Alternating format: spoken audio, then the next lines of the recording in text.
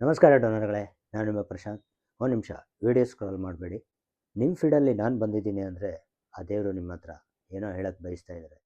ನೋಡಿ, ನಾವು ಮನುಷ್ಯರು ಹೆಂಗೆ ಅಂದರೆ ಕೆಲಸ ಆಗೋವರೆಗೂ ಚೆನ್ನಾಗಿರ್ತೀವಿ.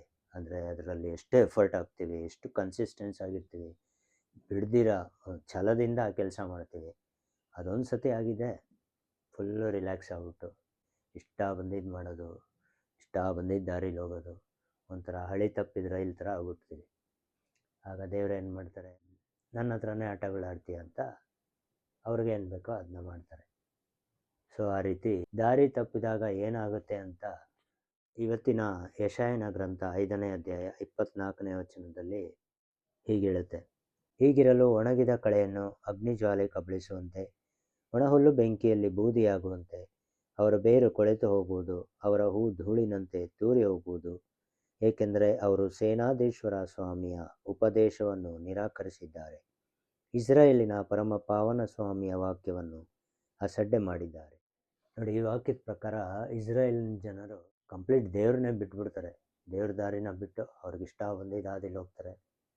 ಆಗ ದೇವ್ರು ಏನು ಮಾಡ್ತಾರೆ, ನನ್ನನ್ನೇ ಬಿಟ್ಟು ಹೋಗ್ತೀರಾ ಅಂದ್ಬಿಟ್ಟು ಅವ್ರಿಗೇನು ಬೇಕೋ ಅದನ್ನ ಮಾಡ್ತಾರೆ. ನಮ್ಮ ಜೀವನದಲ್ಲಿ ನಾವೇನು ಮಾಡ್ತೀವಿ, ಎಲ್ಲ ಚೆನ್ನಾಗಿ ಹೋಗ್ತಾ ಇರುತ್ತೆ. ಸೆಂಟ್ರಲ್ ಆ ದುಷ್ಟಶಕ್ತಿ ಒಬ್ಬರನ್ನ ಕಳಿಸ್ತದೆ ನೋಡಿ. ಅವ್ರ ಮಾತು ಕೇಳ್ಕೊಂಡು ನಾವು ಹೋಗೋ ದಾರಿ ಏನು, ನಾವು ಆಡೋ ಆಟ ಏನು.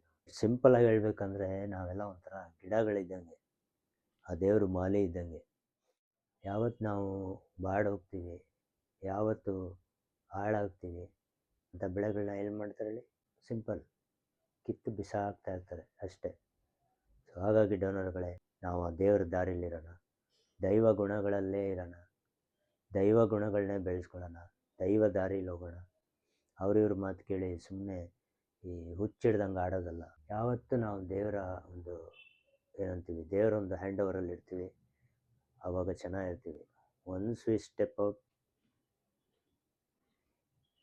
ಅಷ್ಟೇ. ಏನಂದರೆ ಕೆಲವರು ಈ ದೇವ್ರ ದಾರಿಲಿ ಹೋದಾಗ ತುಂಬ ಶೋಧನೆ ಬರುತ್ತೆ, ತುಂಬ ಪರೀಕ್ಷೆಗಳು ಬರುತ್ತೆ. ಹೌದು, ಖಂಡಿತ ಬರುತ್ತೆ. ದೇವ್ರ ದಾರಿಲಿ ಹೋದಾಗ ಗೆಲುವು ಸಿಕ್ಕೇ ಸಿಗುತ್ತೆ. ಮತ್ತು ಯಾಕೆ ಭಯ? ಕಷ್ಟನೇ ಇಲ್ದಿರ ಆರಾಮಾಗಿದ್ದೀವಿ ಅಂದರೆ ಅದು ಸುಖ ಅಲ್ಲ. ನಾವಿರೋದೇ ಕತ್ಲಿನ ಕಂಟ್ರೋಲಲ್ಲಿ, ಅದಕ್ಕಿಂತ ಕಷ್ಟ ಇನ್ಯಾವುದು ಬೇಕು?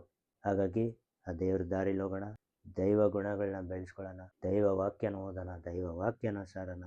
ಆಗ ನಮ್ಮ ಜೀವನದಲ್ಲಿ ಖಂಡಿತ ಗೆಲುವು ಸಿಕ್ಕೇ ಸಿಗುತ್ತೆ ಅಂತ ಹೇಳ್ತಾ, ಇವತ್ತಿನ ಈ ವಾಕ್ಯ ನಿಮ್ಮ ಮನೆ ಹಾಗೂ ನಿಮ್ಮ ಮನ ಮುಟ್ಟಿದೆ ಅಂದ್ಕೊತೀನಿ. ಮತ್ತು ಮುಂದಿನ ವಾಕ್ಯದೊಂದಿಗೆ ಮುಂದೆ ಬರ್ತೀನಿ. ಅಲ್ಲಿ ಕೀಪ್ ಸ್ಮೈಲಿಂಗ್.